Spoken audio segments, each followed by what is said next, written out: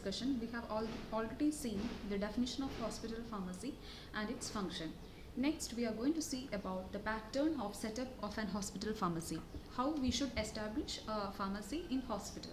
So, a hospital pharmacy should be controlled by the director or dean or a medical superintendent. Generally, there will be the senior staff, medical staff in the hospital. Then it will be under the control of, that is, they will be again dividing into the director of pharmaceutical services. Then there will be a pharmacy in charge. So the pharmacy in charge will be having all these duties like dispensing and distribution, that is, I have already told in the first video, that is, the dispensing will be there for both the indoor patients as well as for the outdoor patient. Then manufacturing of parenterals, etc. Then quality control, this is one of the important area where the pharmacist plays an important role. Whatever products, whatever drugs are being manufactured in the pharmacy, or whatever drugs are being dispensed in the pharmacy, should have a minimum quality. Then another is drug monitoring services, that is similar to therapeutic drug monitoring and drug information. I have told you regarding DICs. Then last one, I have told regarding the medical, we have to maintain the medical records, and all several other duties are also there for an hospital pharmacist.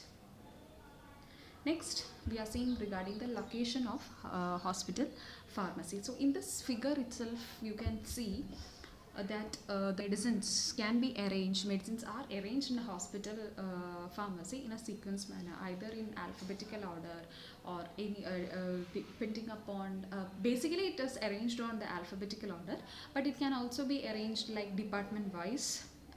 Like that the medicines can be arranged, and but it should be spacious in nature. Basically it should have much more space in hospital, means in pharmacy, because it helps for the free flow, or just helps in the easy movement of the staff present in the pharmacy. So in location of the hospital pharmacy, it should be located basically in hospital premises only. That is why it is known as hospital pharmacy, since it is located in hospitals, so that the patients and staffs can be easily approached. If there is a multi-stored building, that is many floor is there for a building, in such cases the hospital pharmacy, both outpatient as well as inpatient, should be located in the ground floor, because it is located in the ground floor for easily accessible, because in ground floor both type of patients, inpatients as well as outpatients, can buy the medicines. Besides that, the other staff can buy the medicines, or some persons from outside, they can just come to the hospital just for purchasing the drug. So that is why in a multi-stored building of a hospital, the pharmacies are located in the ground floor. Then it should be laid in such a way that there is a continuous flow of men and materials. So there should be a continuous flow of men as well as the materials from a hospital pharmacy. Then layout of a hospital pharmacy. So basically you will be much more familiar with the dispensing area, because whenever we go to hospitals, we will be able to see a pharmacy, and sometimes you will be able to purchase some drug also. So dispensing area, we have just seen the dispensing area only, but inside that pharmacy, it is having many other areas or spaces or places, that is aseptic area where the drugs will be stored in an aseptic conditions. Aseptic means without any contamination, it is totally sterile. Then there will be a manufacturing sessions, then storage of the raw materials, other stored items, finished products, everything. Then there will be a passage. I have told you, just for the free flow, or just for the flow that is easy for the staff workings, there should be a passage. Then administrative sections will be there, dispensing and open space. So this should be a layout of a hospital pharmacy. There should be a aseptic area, manufacturing session, raw materials, stores, finished products, a passage should be there, administration section, dispensing and the open space. Next, we are going to discuss regarding the flow chart for materials and men. General flow chart for outpatients. So prescription, RX means it is prescription. So generally the prescription will be written by a doctor. It has to be received by a pharmacist. Then pharmacist will go through the prescription After going through the prescription, he needs to fill it, and if everything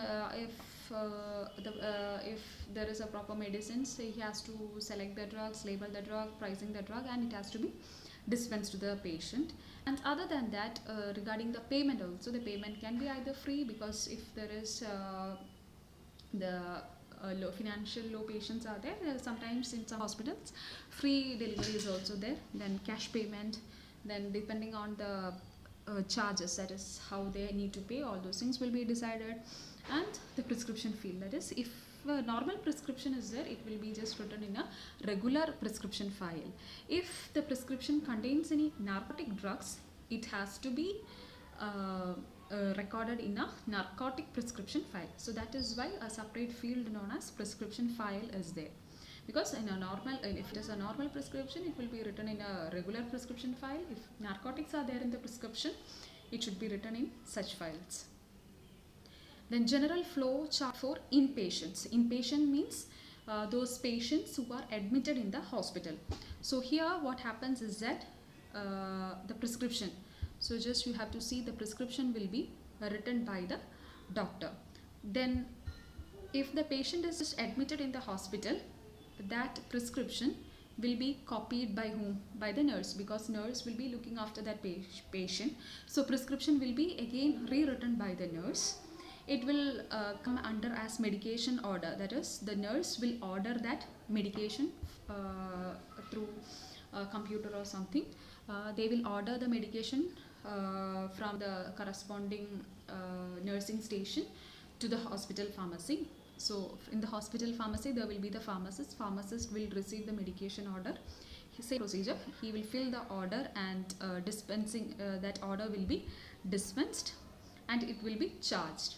Suppose if the patient is discharged, discharge means after the hospital stay, he is going to the home. In such cases, again the prescription will be written by the order. Then inpatient discharge medication, it will be coming as inpatient discharge medication, because the patient is now discharged. So again it will be received by the pharmacist, then filling of the prescription and dispensing. So dispensing, it will be basically on basis of either free, cash or credit. But in case if the patient is there still in hospital, immediately the charge will not be taken like cash or something. It will be just noted down in the file, that is, the patient has taken this medications, so this much charge is there. So it will be noted down in the medication, and at the time of discharge it will be charged. Then other flows, direct pharmacy returns to credit issue. Credit issue can also be done in case of inpatient. So this is how the general flow chart for the inpatient. Next then again we are going to discuss regarding the flow chart of materials, how the materials has to be flowed manner. So in medical store will be there, if parenteral manufacturing, the recipe will be taken and it will be given to the pharmacy. The pharmacy will issue it to the inpatients. If it is manufacturing of any other dosage forms, it will come to pharmacy. The quality of that product will be checked, and it will be dispensed to the outpatients. Then what are the facilities required in hospital pharmacy? So the facilities